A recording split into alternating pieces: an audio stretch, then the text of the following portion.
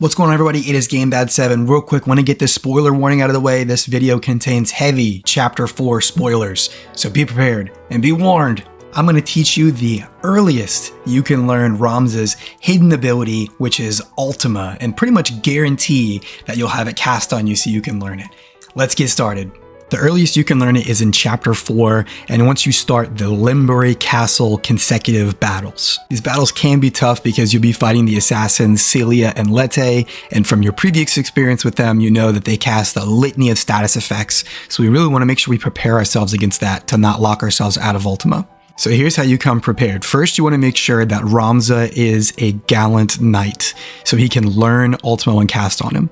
You want to make sure you have the black garb equipped as your chest piece to resist the move that causes stop, and you want to make sure for your accessory you have the new Kai armband to resist charm. Those are the two go-to attacks that you'll be targeted first with from the boss. We want to negate those by covering both of them with this chest piece and the armband. You want to bring in your tough heavy hitters here, and you also want to make sure you equip them with some resistant items to resist getting that stop and charm on them, as the bosses will attack you quickly, and as you'll see, there's going to be 4 monsters that come in here that cast a large area of effect heavy damage spell. Another thing to look out for is the bosses have a one-hit KO attack that they'll use liberally as well.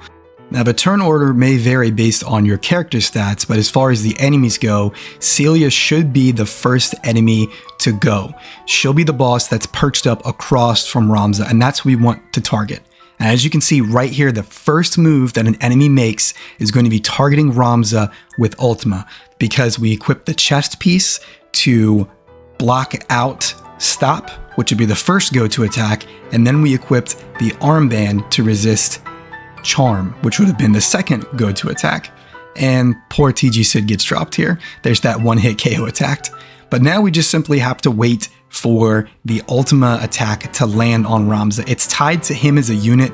They never do tie to tile. I don't think I've ever seen an enemy unit do that. They may, but I pretty much only see them tied to units, so we can move him out of here. I always have Geomancy for boss battles for him, for just Geomancers of the meta and are busted, but we're just going to wait for that Ultima attack to hit. As of right now, we're going to move our units around.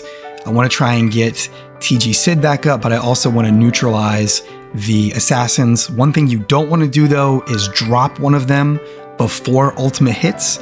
You drop one of them and the battle will be over. So make sure you don't unload on one of them at the start of the battle before Ultima hits.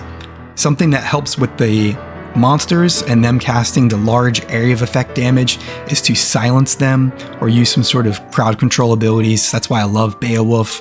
He has so many options to help render them ineffective with their magic attacks. So for now, we're just going to keep the battle going until Ultima hits. One thing I like to do is cast Berserk on them, because that'll stop them from using those one-hit KO attacks, as well as the stop, the charm, all of those attacks. Survive for a little bit longer, as the monsters are going to lay into you with those area of attacks. Those are charged, so you have an opportunity to silence them or disable them, sleep, kill, any of that stuff to stop the spell from landing. As we can see, Ultima is up next. We're gonna let it hit us. You have to also survive it, so make sure you have adequate equipment as far as your max HP, and make sure it hits you. And here we go, we can see the Ultima is landing, it's done its damage, it is stuck. And then now the game is gonna ask us, do we want to learn this skill? So of course we're going to hit yes. Let's take a look and see what Ultima is like in our ability sheet. Its description is the almighty magic that attacks distant foes. It costs 10 MP and it has a cast speed of 20. Its range, it has a horizontal range of 4. It has unlimited vertical range. Its area of effect is 2 tiles, and its height of effect is +1. It is not reflectable, and it is not castable with arithmetics. It does not cause any status effects. It's a very powerful attack that is based off of your magic attack, so it pairs very well if you already had like a Geomancer type build for Ramza going on. Let's take a look at some equipment that'll maximize it. If you're keeping him a Gallant Knight, this is a great setup. The Materia Blade Plus is going to give you that +4 to your magic attack. The Aegis Shield will give you a +1. The Lambit hat will also give you a +1. And then I like to keep the Crystal Mail on to give you the HP bonus. You could throw on the Wizard Robe for more magic attack bonus, but then that's going to leave you vulnerable with your hit points. And then the Mage Power Gloves is going to give you another big boost to your magic attack as well. And I like to have him with Geomancy as his sub skill along with magic boost. This is going to be under the assumption you're going to be using Ultima a lot.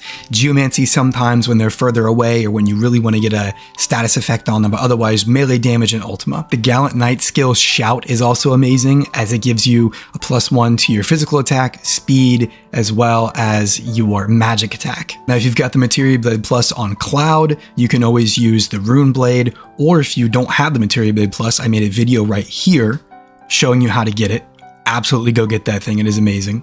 Now, if you don't want to be the Gallant Knight and you just want to be a straight Geomancer with the metal sub-skill set from your Gallant Knight, another way that you can set him up is if you use Dual Blade, you can rock 2 Rune Blades. That'll give you the same as the Materia Blade, so it'll end up being a +4 because you get +2 from each. The Lambit hat, the Luminous Robe, and I love the Japa Mala with Geomancy as it boosts a lot of the elemental damage that you do from the attacks.